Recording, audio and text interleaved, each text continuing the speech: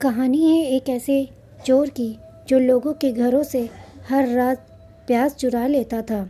लेकिन हकीकत में वो कोई चोर नहीं, जो रोज़ रात को प्याज चुराता था वो एक चुड़ैल थी, जिसे गांव के लोग प्यार से प्याज चुराने वाली चुड़ैल कहते थे। रोज़ रात को कोई दरवाज़ा खटखटाता, लोग डर के मारे दरवाज़ा नहीं खोलते थे, लेकिन लोग इस हद तक डर चुके थे कि लोगों के घरों में जो भी प्याज था या प्याज से बना सामान खाने पीने का, वो घर के दरवाजे पर रख देते और दरवाज़ा बंद कर देते। प्याज चुराने वाली चुड़ैल वहाँ आती। सुबह जब होती, लोग दरवाज़ा खोलते तो खाने पीने का सामान, प्याज, सब कुछ गायब होता था। शुरू में तो लोगों ने चिंता नहीं करी, लेकिन धीरे धीरे करके प्याज के पूरे गोदाम खाली होने लगे। ख़ास तौर पर वो लोग जो प्याज बेचने का व्यापार करते थे, वो किसान तो कंगाली पे आ गए। तब पूरा गांव परेशान हो गया। गांव के लोगों ने सरपंच से बात करी। पहले तो सरपंच ने भी ध्यान नहीं दिया था, लेकिन गांव के लोग इस हद तक परेशान हो गए कि उन्होंने सरपंच के घर पे डेरा लगा लिया। सरपंच ने सोचा, चलो इस मसले का कोई हल ढूंढते हैं। सरपंच गांव के कुछ लोगों के साथ शमशान के एक अघोरी बाबा, जिनका नाम चेतनाराम था, चेतनाराम को सरपंच ने और पूरे गांव ने प्याज चुराने वाली चुड़ैल का किस्सा बताया। चेतनाराम ने कहा, मेरा चेला है आत्माराम, ये तुम्हारी मुसीबत को हल कर देगा। जाओ बेटा आत्माराम, गांव वालों के साथ गांव में जाओ।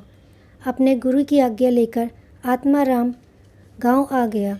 गांव में आकर उसने पूरे गांव का चक्कर लगाया और पूरे गांव के लोगों को ताबीज़ दिए। उन ताबीज़ों को गांव के लोगों ने अपने घर के दरवाजे, खिड़कियां, रसोई हर जगह बांध दिया। अब जैसे ही रात हुई, वो चुड़ैल आई।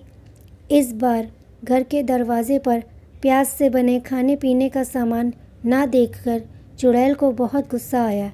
चुड़ैल लोगों के घरों को घुसने की कोशिश करती, लेकिन ज़ोरदार झटका लगता। वो वापस एक घर से दूसरे घर के दरवाजे पर जाती और प्याज से बने खाने पीने का सामान ना देखकर दूसरे के घर के भी दरवाजे को तोड़ने के लिए, दरवाजे को खटखटाने के लिए अपना हाथ दरवाजे की तरफ बढ़ाती। तब भी उसे ज़ोरदार का झटका लगता। जब चुड़ैल पूरे गांव में जितने भी घर हैं सबके दरवाज़ों पे गई, तो उसकी नज़र दरवाज़ों पर, खिड़कियों पर बंधे हुए ताबीज़ पर गई। वो चुड़ैल समझ गई कि गांव के लोगों ने किसी तांत्रिक से मदद मांगी है। चुड़ैल ने अपनी शक्तियों का प्रयोग किया और बहुत जल्द चुड़ैल समझ गई कि चेतनाराम नाम का कोई तांत्रिक है, जो यहाँ गांव के लोगों से मदद कर रहा है, मुझसे बचाने के लिए गांव के लोगों की। और वो तांत्रिक भी पूरी तरह से तैयार था। वो जानता था कि चुड़ैल गुस्से में आकर मुझ पर हमला ज़रूर करेगी, और ऐसा ही हुआ। चुड़ैल दनदनाती हुई हवा में उड़ती उस आत्माराम के चेले चेतनाराम पर हमला करती है। आत्माराम भी पूरी तरह तैयार था। उसने माँ काली का ताबीज़ अपने गले में पहना था ताकि चुड़ैल उसका गला न पकड़ सके। जैसे ही चुड़ैल शमशान में आई, चेतनाराम ने भस्म ली और उस चुड़ैल के ऊपर डाली। इतना ही नहीं, इससे पहले कि चुड़ैल वहाँ से भाग पाती, चेतनाराम के बाकी शिष्यों ने भी तेज़ी से भस्म का घेरा बनाना शुरू किया। चुड़ैल धीरे धीरे घेरे में फंसती चली गई। जितनी कोशिशें वो भागने की करती, चुड़ैल की शक्तियाँ धीरे धीरे उतनी कम होती जाती। ऊपर से आत्माराम माँ काली के मंत्रों से अभिमंत्रित सिद्ध ताबीज़ और भस्म चुड़ैल के ऊपर डालता जाता। चुड़ैल तेज़ी से जलने लगी और जलते जलते कई घंटों तक जब वो सुरक्षा घेरे से बाहर नहीं निकल पाई, तब अचानक से चुड़ैल शांत हो गई।